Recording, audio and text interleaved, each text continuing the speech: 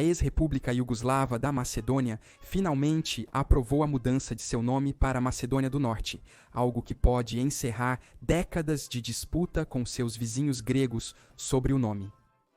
Mas a Macedônia do Norte não é o único caso em que o nome de um país mudou. Neste vídeo, daremos uma olhada em alguns desses exemplos. Primeiro, a Bolívia, uma nação sul-americana. A Bolívia recebeu seu nome de Simão Bolívar, um famoso líder nas guerras de independência da América do Sul contra os espanhóis. Quando conquistou sua independência, os líderes da Bolívia consideraram uni-la ao recentemente independente Peru ou às Províncias Unidas do Rio da Prata, um estado de curta duração na região. Porém, optaram por criar um novo estado completamente independente. Em homenagem ao homem que os ajudou a alcançar a independência, eles nomearam o país República de Bolívar. No entanto, esse nome durou apenas alguns dias. Um tempo depois, um congressista do país propôs uma mudança. Ele afirmou: se de Rômulus veio Roma, então de Bolívar deveria vir Bolívia. Em outubro de 1825, a mudança de nome foi oficializada. Um fato interessante é que, muito recentemente, em 2009, uma pequena mudança também foi feita e mudou o nome oficial do país para a República Plurinacional da Bolívia, para reconhecer suas várias etnias, especialmente a população indígena do país. Ao norte, República Tcheca. Agora, eu achei isso realmente interessante porque eu não tinha ideia sobre isso. Você provavelmente está pensando que eu vou falar sobre a mudança de Tchecoslováquia para a República Tcheca, mas não. Isso é sobre a adoção de Tchequia. Muito recentemente, em 2013, o governo tcheco recomendou o uso mais amplo, oficialmente de Tchequia como uma versão curta de República Tcheca. E ainda mais recentemente, em 2016, eles propuseram que esse nome deveria ser totalmente implementado em todos os contextos internacionais como o nome oficial do país. Isso é justificado pelo uso histórico deste nome. A região em que Chequia está localizada é conhecida como Boêmia há muito tempo. E este nome em cheque é cheque, então eu acho que Chequia se aproxima mais disso. Desde 2016, instituições internacionais aplicaram a mudança em um nível oficial. Na verdade, se você for ao Google Maps, agora em inglês, o nome exibido para a região não é mais República Tcheca. Em vez disso, é Tchequia. A seguir, Cabo Verde. Tecnicamente, isso não é uma mudança de nome. É mais um reforço do nome real deles. As ilhas de Cabo Verde estavam desabitadas antes da chegada dos europeus, sendo descobertas pelos genoveses e pelos portugueses no século XV. Os portugueses se tornaram seus governantes até a independência do país no século XX e, portanto, o nomearam em sua língua. No entanto, disse que o nome vem do próximo Cabo Verde, na costa senegalesa, que os portugueses também nomearam por ser verde, pode-se supor, por causa da floresta e por ser um cabo.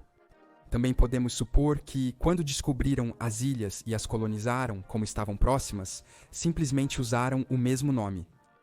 E o nome nunca mudou.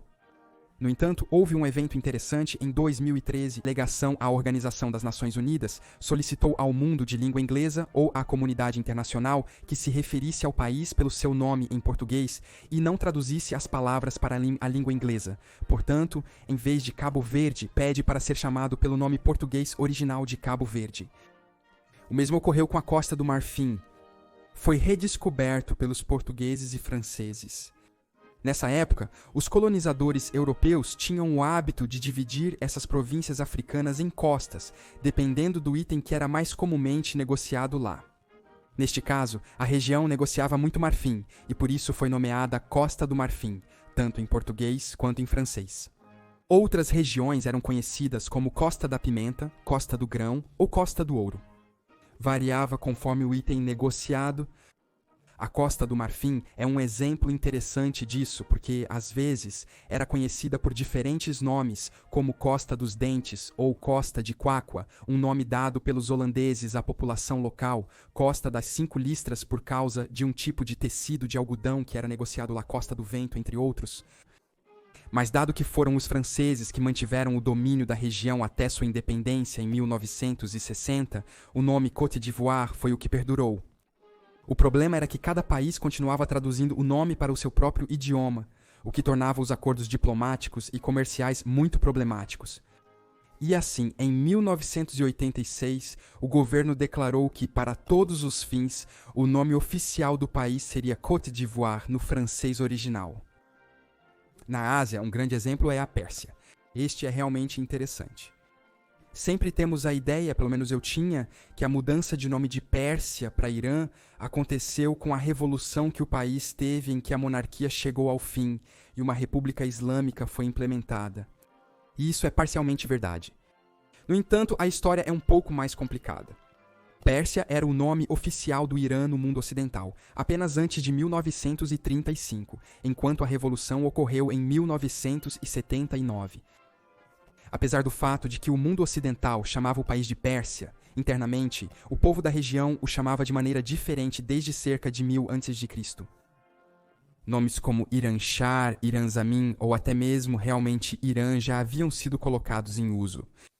Em 1935, o governo iraniano simplesmente decidiu pedir à comunidade internacional para aplicar essa mudança também, e assim o fizeram. No entanto, durante a Segunda Guerra Mundial, para evitar confusão entre eles e o Iraque, dados nomes semelhantes, Winston Churchill solicitou ao Irã que apenas durante a duração da guerra, o nome diplomático do país deveria voltar a ser Pérsia, o que eles concordaram. Após isso, ambos os nomes eram usados indistintamente, e depois da Revolução de 1979, decidiram se estabelecer totalmente apenas no Irã. Essencialmente, os principais pontos disso são: Pérsia é apenas o nome do país para o mundo ocidental, e os iranianos já chamavam seu país de Irã há muito tempo até decidirem pedir aos estrangeiros que fizessem o mesmo. Na Europa, o reino dos sérvios, croatas e eslovenos, que depois se tornou Iugoslávia, até sua desmontagem. O reino era um estado balcânico formado em 1918 após a Primeira Guerra Mundial.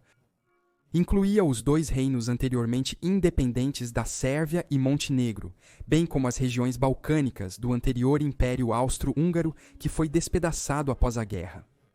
Dalmácia, Croácia, Eslovênia, Bósnia e Voivodina. Mas assim como os austro-húngaros tinham, este novo reino enfrentou problemas com cada nação membro, com muitos movimentos em cada uma delas querendo sua própria independência. E assim, em 1929, numa tentativa de combater esses movimentos, o rei Alexandre I proclamou uma ditadura real e renomeou o estado para a Iugoslávia. A ideia por trás da mudança de nome provavelmente era unir todas as nações em uma única, criando um senso de unidade nacional. Iugoslávia traduz aproximadamente para eslavo do sul, que seria a característica comum de todos os países membros.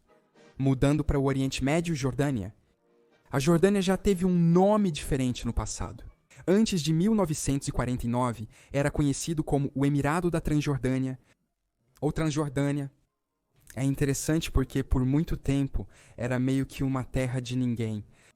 Os britânicos estavam no controle, mas eles não queriam associá-la ao seu protetorado da Palestina obrigatória. E então, em 1921, decidiu-se que ficaria sob controle britânico, mas seria governada pelos governantes do Iraque, a dinastia Hashemita. Então, em 1946, tornou-se o reino Hashemita da Transjordânia.